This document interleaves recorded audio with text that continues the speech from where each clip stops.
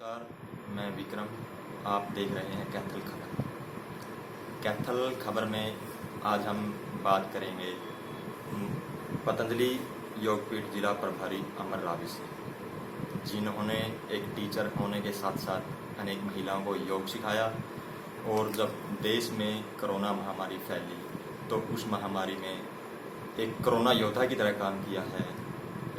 संस्थाओं के साथ मिलकर ज़रूरतमंदों को भोजन पहुंचाया है।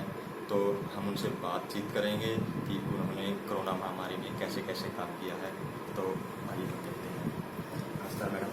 नमस्कार। कोरोना महामारी में आपने कुछ संस्थाओं के साथ मिलकर ज़रूरतमंद परिवारों को भोजन पहुंचाने का काम किया है। तो ये प्रेरणा कहाँ से मिली आपने?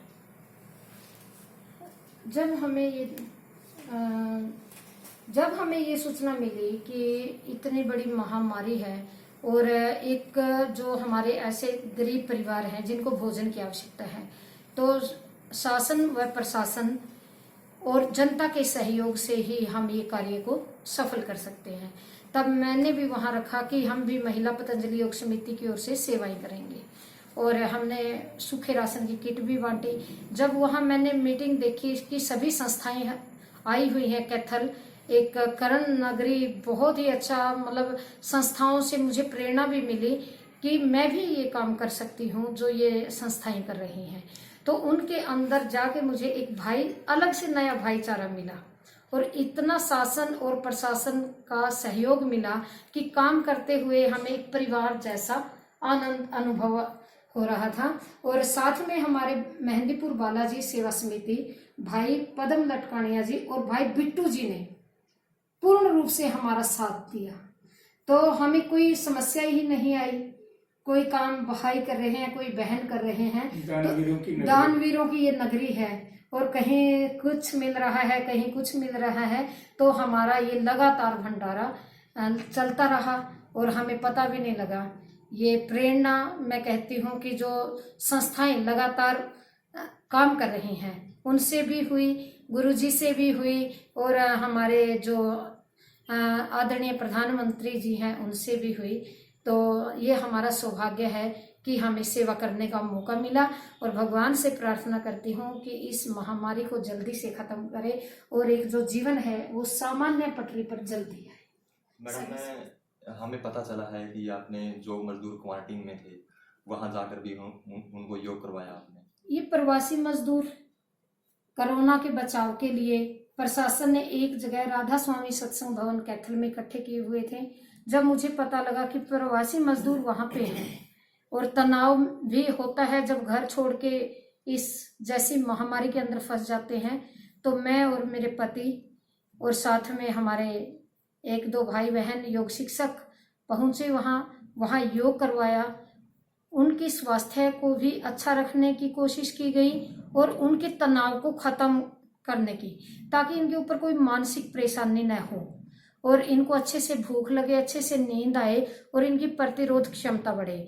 और जो उनका टाइम था वो भी अच्छे से पास हो जाता था योग के माध्यम से। अगर हम एक दिन भी ना जा पाए तो मैसेज आता था कि आइए योग करवाने के लिए।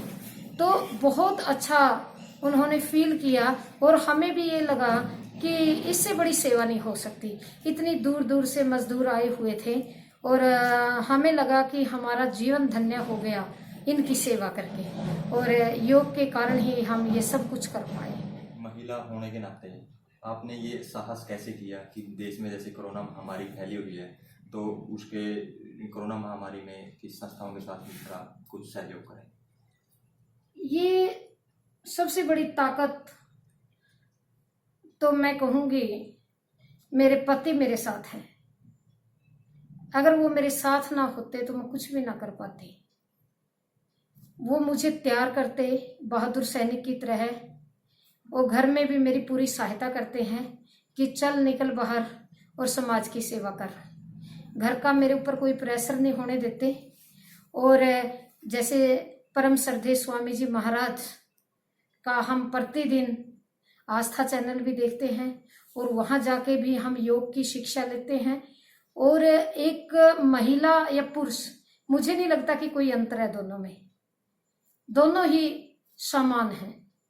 दोनों के अंदर बराबर की शक्ति है। और जब गाड़ी के दोनों पहिए इकट्ठे होकर चलते हैं तभी समाज का सुधार होता है। जब हम पति पत्नी इकट्ठे चलते हैं तो मेरी और कई गुना ऊर्जा बढ़ जाती है और मैं अच्छे से कार्य कर पाती हूँ। मैडम, महिलाओं को, बहनों को, बेटियों को क्या संदेश देना चाहते हैं आप? मैं तो यही कहूंगी, पहली जो अध्यापिका होती है वो माँ होती है। अगर हम बचपन से ही अपने परिवार के अंदर योग करेंगे, हवन करेंगे, हम ऐसे संस्कार भरे चैनल टीवी के अंदर देखेंगे, तभी हम एक अपने बच्चों को अपने समाज में एक शिक्षा दे पाएंगे। और एक औरत ही है जो त्याग की मूर्ति होती है। वो बहुत सारी जिम्मेवारियां एक साथ निभा सकती हैं।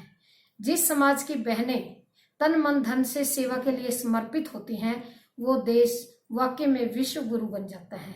और वो हमारा भारतवर्ष हम देख रहे हैं, ऐसी महामारी के अंदर सभी बहनें जो मैं समाज के अंदर देख रही हूँ, ये नहीं लग रहा कि ये झांसी की रानी से कम है।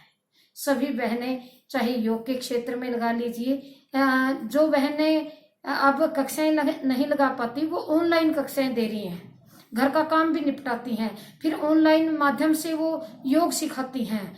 और जैसे घर बैठ के, मैं हैरान हूं मैं कि वो कैसे घर का काम करती हैं, कैसे योग सिखाती हैं, उसके बाद फिर समाज के लिए भी समय निकाल लेती हैं। और रही बात भंडारे की, जो मैं बात कर रही थी, हम दान भी इकट्ठा करा हमने घूम घूम के, कहीं से आटा, कहीं से चावल, कहीं से पैसा।